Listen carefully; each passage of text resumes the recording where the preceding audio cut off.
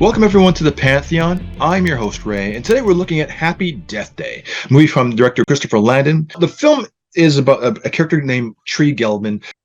She's part of the Mean Girls clique, and she's stuck in a time loop. I think this film, it was billed as a horror film, but straight up, this film is a comedy. The first kill, the first time she's killed, it is a straight up horror film, and I was very nervous, uncomfortable watching this film.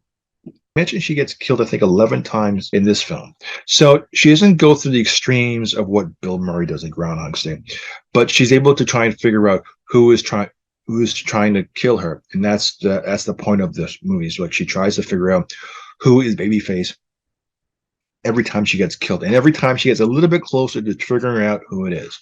The movie is really fun. I had no idea how much fun it's going to be creatively. The kills are sort of creative. You're always guessing on who done it, who's behind it, and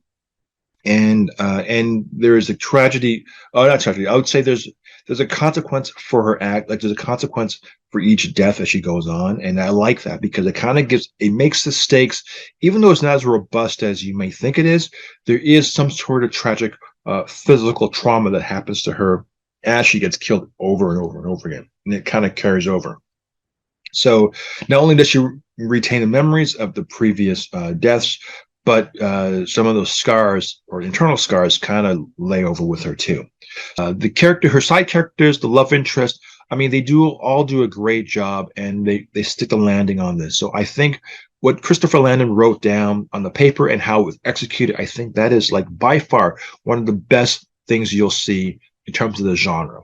It's not making the genre new, but it's giving you something that's a little bit slightly different, different setting, but it honors everything you've seen before. It doesn't feel exactly new, but it is engaging and it is kind of fun, and I think you'll probably enjoy it too. If you're a fan of Back to the Future, Groundhogs Day, 1201, the looping, even on TV series where you have like Stargate or a Star Trek movie where they loop in an episode, you're gonna get a bit of that kind of fun thing happening here.